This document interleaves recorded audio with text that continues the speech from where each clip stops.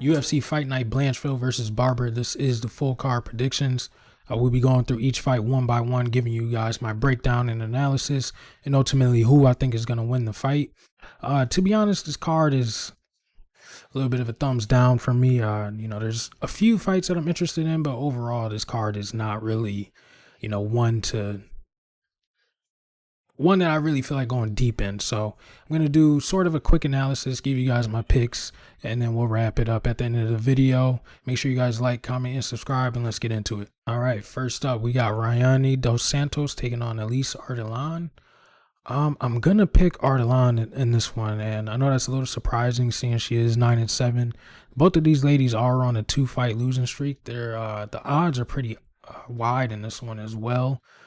Dos Santos sits around like 280 now. Looking at, fight odds rather than, Tapology, this isn't the most accurate.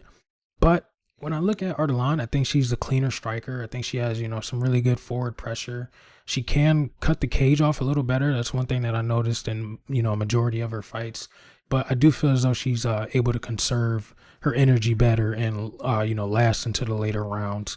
I want to say, yeah, she's coming off this decision over Melissa Martinez. Watching that fight back, Melissa Martinez, I don't know. I think it was kind of a robbery. Melissa, she was majority of the time she was on the back foot. She had a lot of her approach is more like Taekwondo. She's throwing a lot of kicks, but Ardalan was the one pressuring forward, doing majority or starting majority of the exchanges. I do say Melissa Martinez though, she did hurt her in the third round. And the fight was temporarily stopped because it looked like it was a low blow, but she did she actually got hit with like a liver shot. They continued the fight. It wasn't called a knockdown. It was called, it was basically a low blow stoppage. But I don't know. I think she kind of won that fight. I watched it probably like 2 times. I edged Ardalan 2-1. But yeah, she's coming off iffy decision loss, and then she's also got this loss of Shauna Bannon, who I don't think is good at all, but I like Ardalan in this spot. Dos Santos, when I look at her, she's more of like a wild brawler. Her footwork is okay. I wouldn't say it's elite. She is her last lost. Or excuse me, so she's coming off this loss to Pooja Tomar, who's absolutely trash. So it's kind of funny how MMA math kind of works. Pooja Tomar lost to Shauna Bannon, who Shauna Bannon beat Ardalan, and then Pooja beat Rayani. It's kind of, just to show you what type of level women's MMA fight this is. She also lost to Talita Alencar, who's like 4'10". Alencar, she had like a 4-inch reach disadvantage. She was able to take her down. I want to say the last 2 rounds and do a lot of control, landed some shots there too. Her jiu-jitsu is okay, but I'm really worried about her takedown defense and her gas tank in this spot. She does have some power, but like I said, most of those exchanges are really wild and reckless, which is where she creates she's able to create wild and reckless exchanges where she's able to find her power. But I think Elise, with her forward pressure, I think her striking, like I said, her striking is a little better. I think she will be able to have a lot of success, and I can't see this going, a split decision, either split decision or it'll be going to the scorecards, of course. I don't think Rayani Dos Santos is going to knock her out or anything like that. She does have a few knockouts on her record, I believe. She has 2. Majority of her work has been by submissions or decisions. So yeah, I don't think her wild exchange is gonna find a knockout on this one. I think Elise is gonna be able to pick her apart, win majority of the exchanges, and probably win it on the scorecards.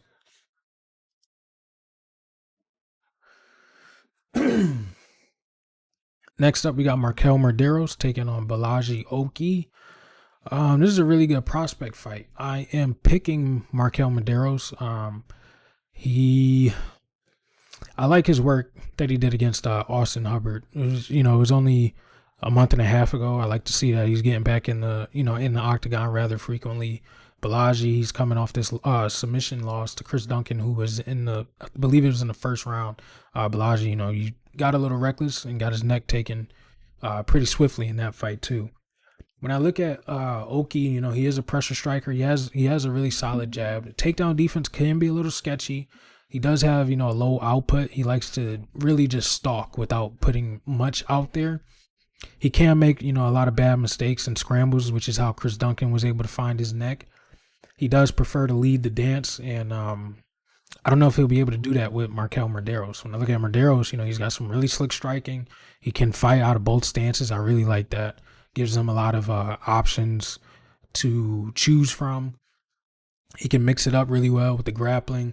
I feel as though he'll be able to dictate the pace in this fight because he can switch the output, rather frequently, more frequent than what Balaji Oki does majority of the time.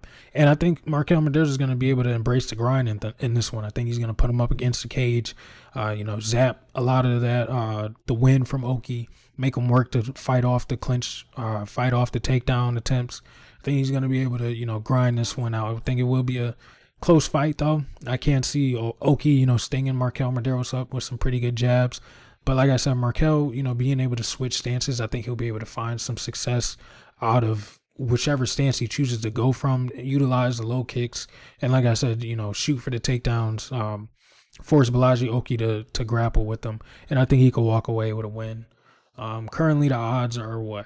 Oki's a minus 185 favorite, and Medeiros is plus 160. So, a little bit of line movement, but we are still, as I'm recording this, is a week in advance of the fight. So, I wanted to get this. Well, I wanted to record early because I'm taking a trip, but whatever. But yeah, we'll probably see some more line movement by the time I drop the underdog of the week video. So I am going with Markel Medeiros for now. I do like him in this fight, and I do like this fight. This is probably one of the better fights on the card as well. Next up, we got Jordan Levitt taking on Kurt Holobaugh. Sadly, I had to pick Jordan Levitt. I honestly don't like him. I don't know if it's like the look or the way he presents himself. I just can't be a fan of Jordan Levitt. Excuse me. Levitt, he's got some really solid kicks from distance. His wrestling is what's gonna honestly win him this fight. He's got slick jiu-jitsu from top or bottom position, and like I said, the wrestling is basically Kurt Holobaugh's biggest weakness. We saw that in his loss against Alexander Hernandez. I picked him as an underdog, as the lock of the week, and the wrestling is what got the loss, or the wrestling is what got the win for Alexander Hernandez. Levitt, he's also got, that slam TKO, it was about 4 years ago. No. Yeah, it had to be like 4 years ago. It was Matt something. Matt Wyman. Yeah. First round, some slam TKO. He does like to use that slam a lot. He wasn't able to get it on Paddy Pimblett, though. Paddy Pimblett was able to sub him up, I believe, in the first round too. But I mean, I hate this pick, but I'd be doing myself a, disjustice if I picked Kurt Holobaugh in this spot. Seeing that he likes to engage in the wrestling too much. His takedown defense is terrible. It's not that it's terrible. He just likes to grapple. And if you're shooting for a takedown on Kurt Holobaugh, he's going to look for your neck. He's going to try and find a triangle or something. He just can't help himself but utilize the jiu-jitsu. I will say, though, I feel as though Kurt Holobaugh by TKO is live in this fight. He does have that pressure style. He will walk forward. He will throw big bombs. I do like his boxing a little better than Jordan Levitt, so I think when the lines come out, that will be worth taking a look at. So that's what I got on this fight. I want Kurt Holobaugh to win, but I don't know, man. I just see Jordan Levitt being able to wrestle him up for a good 3 rounds, maybe even find a finish. But I would lean towards Kurt Holobaugh by knockout or like Jordan Levitt by decision. But yeah, I do think Kurt could be live for a knockout. The odds are like plus 500. I'm definitely going to take a stab at it. Next up, we got Oban Elliott taking on Ramiz Brahimaj. Pick's got to be Oban. Oban's swollen to like a minus 650 favorite, 620 favorite. Brahima, he's okay, but if you look at the competition, it isn't where Oban Elliott is headed. He's got this TKO over Mickey Gall. Mickey Gall was touching him up with the jab a little bit in that fight. He lost to Timur Garimbo, Timur Garimbo is actually pretty good. I know he got submitted by Luque. I think that fight was supposed to be, you know, his step into the rankings, but it might have been just a little too fast. So Garimbo's pretty good. Michael Gilmore win. The guy's 6-4. Can't really, you know, rank that pretty high. Court McGee's tough, but a loss there 4 years ago. And then Sasha Palatinikov. I don't really remember Sasha, but when you look at Oban Elliott's fights, you know, he's got the Bezo Fez knockout, which was very impressive. Jack Della was unable to put Bezo Fez out. He's got the Preston Parsons win, which is also impressive. Val Woodburn dropped from 185, and he actually stung Oban Elliott up a couple times in that fight, but he got the win. And then he's got the Contender Series win. But yeah, Oban Elliott, he's a cleaner striker, better combinations, better opposition, better long-range weapons, solid mix of stances and his footwork. He's got a really solid chin. Like I said, Woodburn was able to touch him. Bezo Fez touched him up a few times. And I feel as though he'll be able to replicate the Bezo Fez fight. Brahimaj is kind of a brawler. He does enter the pocket with his head down a lot of the times. He's got a solid low kick. His combinations in the pocket are decent. And his overhand does have a lot of steam on it. That's what he was able to catch Mickey Gall with, ultimately knocking him out and you know, sending him out the UFC. Mickey Gall finished with like 7-7. Yeah, he was 7-7 when he knocked him out. So I can't really, you know, weigh that. When I look at a knockout over Mickey Gall compared to Bezo Fez, I gotta go with the Bezo Fez knockout. You know what I'm saying? So yeah, I'm taking the Welsh gangster in this one. Think he could be live for a finish, but I wouldn't be surprised if this is a tough, you know, duke it out type of fight. Ramiz Brahimaj, he's not trash, but I just don't see him being on the level of an Oban Elliott. I think Oban Elliott is on his way to the rankings with probably, you know, 2 to 3 more good wins, more solid wins, and I think he's gonna add Ramiz Brahimaj to his resume. So looking forward to this fight. Looking forward for the performance from Oban Elliott, rather. Next up, we got Caitlin Vieira taking on Macy Chiasson. This is a really interesting fight. Kind of similar fight styles, except Macy has, you know, the better wrestling. I'm going to pick Macy because of the wrestling threat. I know she's not the wrestler that Kayla Harrison is. Kayla Harrison's an Olympic champion, you know, but I do think she'll be able to replicate a little bit of the success that she had. Macy's got some really good boxing, solid grappling. You know, her last fight was the TKO over Myro Bueno Silva. Excuse me. That was a nasty cut over her eyelid, over her eyebrow rather, opened it right on up. She's got a 4-inch reach advantage in this fight, and I think she'll be able to overwhelm Caitlin with a lot of pressure. Caitlin, like I said, a lot of her losses do come from the pressure style fighters. Kayla Harrison with the pressure wrestling. Striking was a little iffy in that fight. Kayla Harrison, I have to say, but hopefully she makes, you know, some leap and bounds improvement when she fights Juliana Pena for the belt. And then Raquel Pennington. This was actually a really close fight. She was cut Raquel up actually in that fight. And I believe Raquel went on to win to fight for the belt after that fight. She did get outworked, you know, of course, by Kayla Harrison. This was the fight to set up the next title challenger, and Kayla Harrison was just too much of a monster for her. Was able to outmuscle her, outgrapple her, put her in a lot of compromised positions. And Caitlin Vieira, her takedown defense is okay, I'll have to say. You know, Kayla Harrison, like I said, put her in a class of her own. I think she will be able to defend a few of Macy Chiasson's takedowns, but I think Macy will be able to turn it up a little later in the fight. Her jiu-jitsu is pretty solid, and her kickboxing is pretty good as well. I do think she might have a speed advantage as far as the kicks go, but she does like to blitz forward a lot. I could see Macy, you know, cutting the corner, setting up the angle, ripping like an uppercut to the body. I do like her body work as well. So this is a really interesting fight. This is a good fight too. to have on the prelims. Honestly, I thought this would have been a little higher up. These ladies are, I think they are 4-7 in the division, but yeah, it's a pretty high stakes ranked matchup. Not to say that they're gonna get the next, title shot. They'll have to win one more fight, but this could have been, the featured fight of the night. Who knows? Hopefully it delivers though. But yeah, I'm gonna pick Macy Chiasson. I think she will be able to get it done by decision. Next up, we got Alan Nascimento versus Rafael Filo. This fight has been booked, I think, like 2 or 3 times. Both of these guys are on like a 2 or year and a half layoff. I'm gonna pick Nascimento. So when I watched her last fights, I know Rafael got this sub over Daniel Badez or Badeth, but Daniel was actually touching him up, ripping him to the body, had him hurt, I believe like 2 or 3 times. When I look at Nascimento, he is the shoot the box type of fighter, replicate like the Charles Oliveira type style.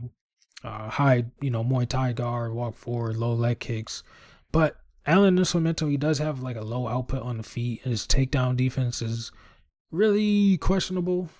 Does have really fast transitions and scrambles though. He can get on your back. He got that submission over Carlos Hernandez, who we just saw last week, also get choked out by Hung Sung Park. Ooh, excuse me.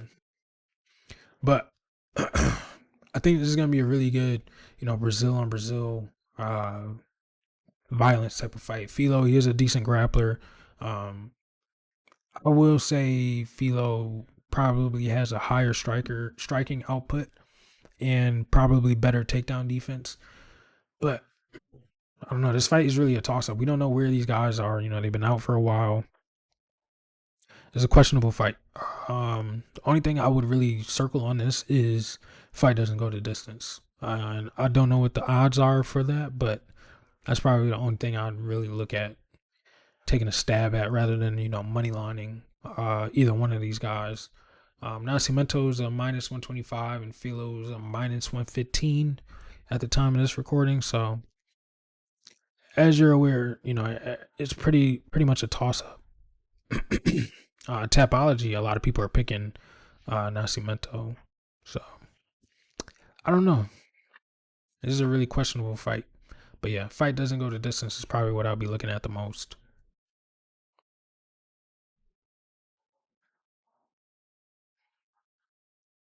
Next up, opening up the main card, guys. If you haven't already, make sure you like, comment, and subscribe to the channel.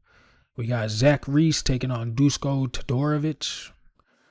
I'm going to pick Zach Reese. I think his wrestling is what's going to be able to get it done. He does have some decent jiu-jitsu as well. I know he's coming off of his loss against Azamat Bakoyev, but Azamat Bakoyev would run right through Dusko Todorovic as well. Dusko, he got knocked out by Mansour Abdul Malik, who's a prospect on the run. He's actually fighting UFC Atlanta coming up in about 2 to 3 weeks from now. 3-4 weeks, whatever it is. He got knocked out by it was a knee injury by COD, but he was probably on his way to get knocked out. He's got this win over Jordan Wright, who's okay. Chidi Njokuani put him out. Zach Reese, he got slammed by Cody Brundage. I believe was that his debut? Yeah, it was his UFC debut. Got slammed. There's 2 slams that night. That was kind of funny. What fight card was this? I want to see because I remember that night. I picked Zach Reese and I picked the other guy who got slammed. Fight night, yeah, Dariush versus Sarukian. Who else got slammed? It was Selecki. Yep, Joe Selecki. Yeah, 2 slams back to back. That was kind of crazy. But yeah, Zach Reese. He's got, like I said, he's got solid wrestling, solid grappling. Stand up is okay. He does have a really good snapping body kick out of the orthodox stance. And he's got decent power. It's a pretty good fight for him to bounce back into the win column too. Dusko, he's a decent striker. He does have a slower output. He's got 4 knockout losses in the UFC, and I feel as though Zach Reese will be able to get him down and probably get a ground and pound finish in this one. Live odds, or not live odds, but the odds now, Zach is a 270 favorite, and Dusko sitting at plus 230. So I think everybody's live on, yeah, everybody's pretty live on Zach Reese, ground and pound, TKO. Dusko is probably, with a loss here, he's probably going to be on his way out. His UFC run hasn't really been, much to look at. 3-5 through 8 fights. A lot of knockout losses. Puno Soriano got him out of there. Chitty and then Mansour COD, his knee went out. But yeah, Dusko actually fought Michel Pieta and knocked him out in the first round. So that was a little fact that I wanted to mention too. I watched that fight. But yeah, I just think Dusko's, best days are a little behind him. I know they're the same age, but a lot of these finishes on the side of Dusko, I think he's gonna be able to get wrestled up and put away. So yeah, we're going with Zach Reese. Next up, we got Dustin Jacoby taking on Bruno Lopez.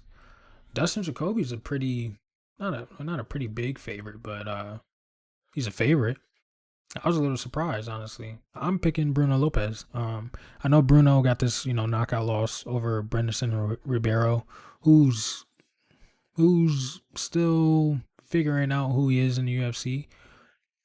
But I think he's a way better striker than Vitor Petrino. Petrino makes a lot of mistakes. He got subbed up by Anthony Smith, shooting for a takedown, got his neck taken. And then he was sitting in front of Dustin Jacoby in that entire third round, just waiting to get, shot on. And Dustin Jacoby put his lights out. It was very impressive. But Dustin Jacoby was getting beat up the entire fight. He almost got put away early in the first round as well. Jacoby, he's got good power. He's a slick, solid kickboxer. He's got the fight with Poatan over in Glory Kickboxing. He's got a lot of kickboxing fights underneath him too. He got that, he's got the knockout win over Vitor Petrino. He does get pressured a lot when he's fighting, pressure power strikers though. So that's something to look at when you're looking at this fight. I do feel as though Dustin might be aging and he might be at a speed disadvantage as well. And I think Dustin has a lot of difficulty with guys who are able to, pick their shots well. We saw that with Dominic Reyes, who knocked him out. Not this Alonzo Menifield loss. I honestly thought Dustin won that fight. The Mirzakhanov fight and then the Khalil Roundtree fight as well. Dustin does have some pretty solid counters, but I do feel as though he can be gun shy, waiting, to see what the other guy's going to do. And Vitor Petrino was letting go some pretty big bombs on him, and that was pretty evident in that fight. Bruno Lopez, he's got pretty good hand speed. He's got thudding knockout power. You look at the wins. He's got this win over Magomed Gadzhiesulov, who's actually pretty good. The knockout over Saza, yeah, I can't pronounce his name, but he put it on him in that fight. DeMarcos Brigato's submission win was pretty impressive. And then this Paiva knockout was really impressive too. I watched that fight.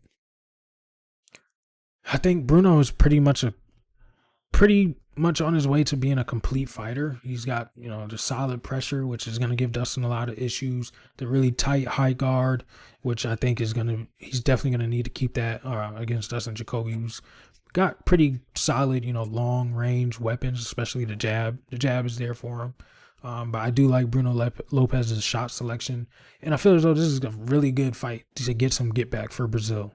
And I think Bruno Lopez will be able to knock out Dustin Jacoby. And Jacoby is minus 175, and Bruno's sitting at plus 145. I like Bruno Lopez in this fight. I really do. Slight reach disadvantage for him, but I think we might see him, walking Dustin Jacoby down. So I'm going to go with the younger guy. I'm going to go with Brazil. I think Brazil's going to get some get back. Look, everyone's picking Jacoby by knockout, but Vitor Petrino and Bruno Lopez are two different fighters. Vitor Petrino, he's really just a big, powerful guy. That's really what he's got going for himself. Bruno Lopez is not Vitor Petrino. I think Bruno Lopez is gonna get a knockout here. So yeah, Viva la Brazil. Next fight up, we're going with Sok Hon Ko, or the Korean Tyson, taking on Billy Ray Goff. I'm picking Billy Ray Goff. And I'm saying that because if you break down Cole's record, Igor Cavalcanti decision is a pretty solid fight. That one can let's go through this guy's fights, right? 7 and 8, right? He picked him apart. I mean, I'll give him that. There's one fight that I'm looking for. This guy, Ryuta Sakari, 30, 28, and 6, but he's 53 years old. At the time that they fought, I believe he was like 51. Let me check. He's 53 now. They fought 2023, so he was 50 years old, 51 years old. Jae-Woon Kim, 5 and 5. The dude quit in the middle of the ring. I can't confidently pick the Korean Tyson. He does look good, but the competition level is not there. You know what I'm saying? Billy Ray Goff, he was fighting in a pretty solid promotion. I believe it was, don't let me lie. What was the name of the promotion that he was fighting in? Yeah, CES. What is it? CES, yeah. Where's the fight though? The Sean Lally performance was pretty good. This knockout over Gary was pretty good. Billy Ray Goff is, I think, when you look at them, they kind of look a lot similar. But I feel as though Billy Ray Goff is going to win this fight. Like I said, they got similar styles. They both dart in and out really well. Billy's got some pretty good mauling pressure, good elbows in the pocket. The body work is there for him. Solid takedown defense. When you look at, Cole, I just can't rate that competition level compared to Billy Ray. You know what I'm saying? And does that power translate to someone who's not 50 years old?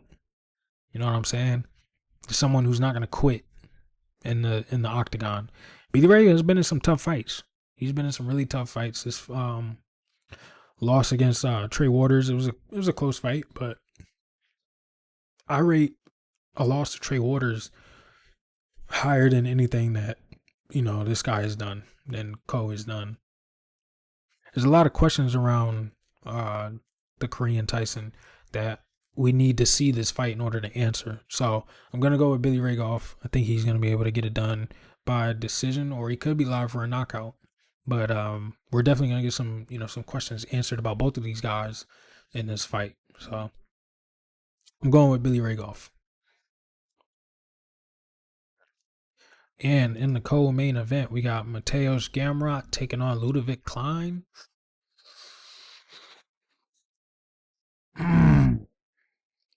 I'm gonna go with Ludovic Klein, and I say that because although Gamrot, lost his fight to Dan Hooker, and Dan Hooker is slightly taller.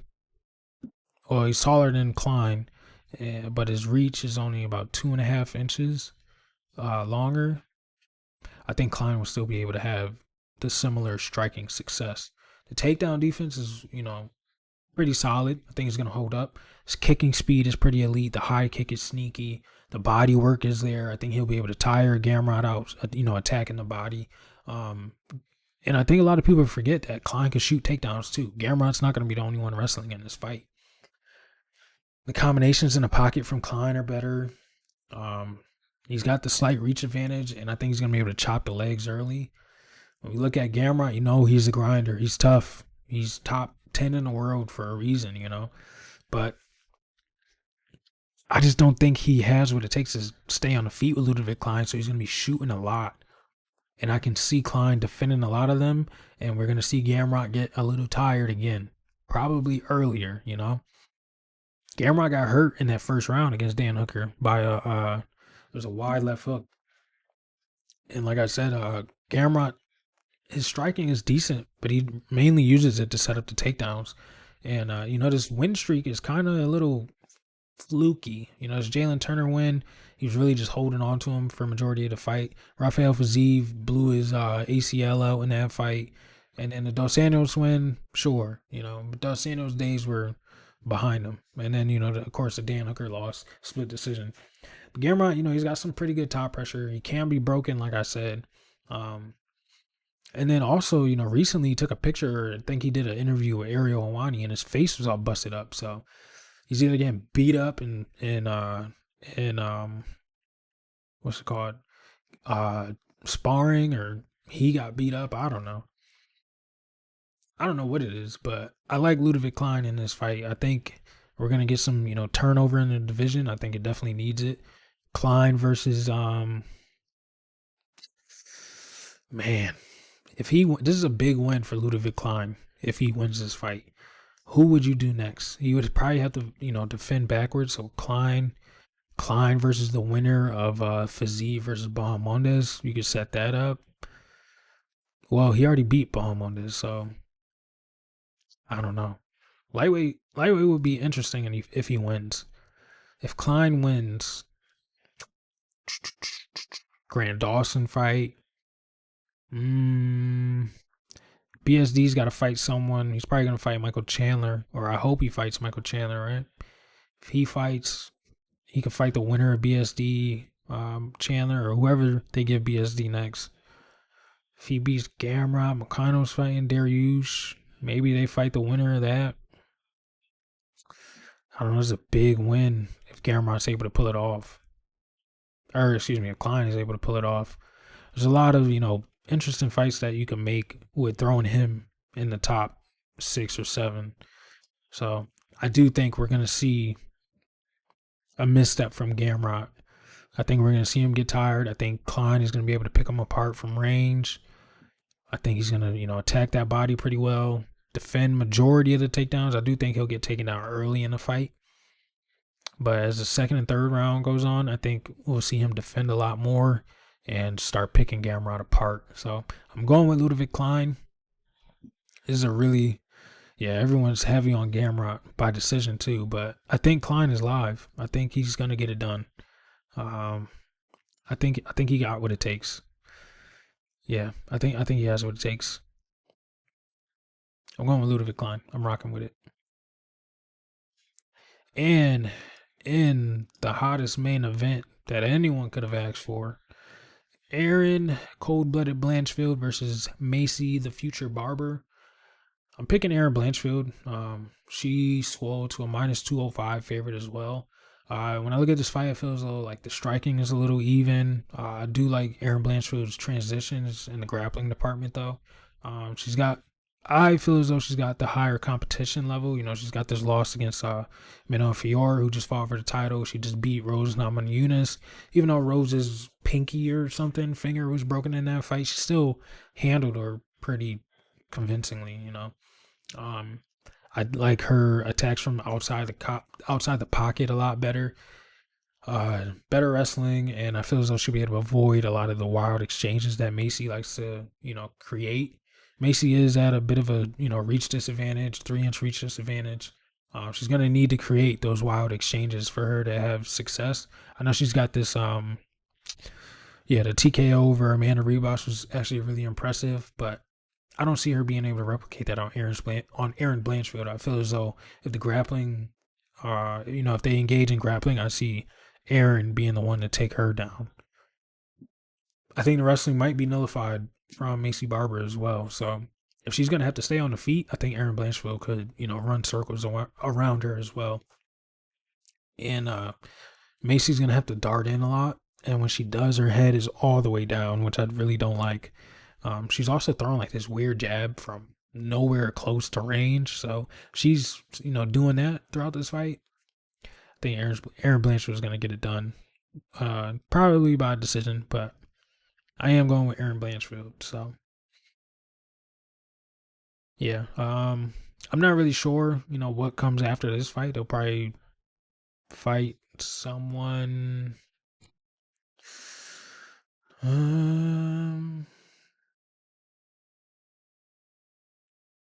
I can't think of it off the top of my head, honestly.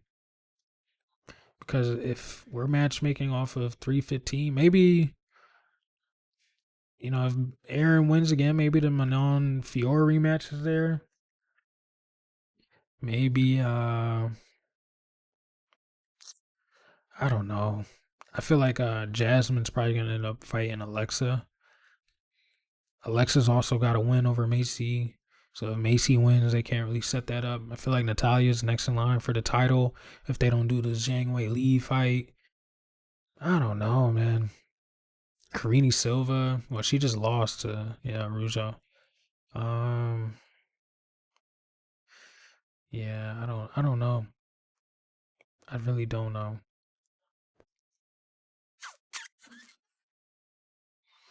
Maybe the winner gets a Jasmine Jasudavicius. That's probably what they'll end up doing. Loser gets not Miranda. Who am I looking for?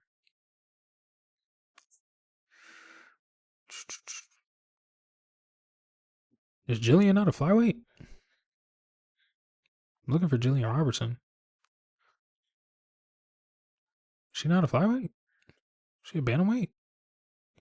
She might be. She's a strawweight. I'm tweaking. But yeah.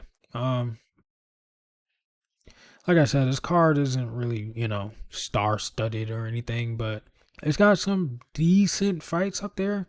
Like I said, I like the Ludovic Klein Gamrot fight. I like the Lopez Jacoby fight.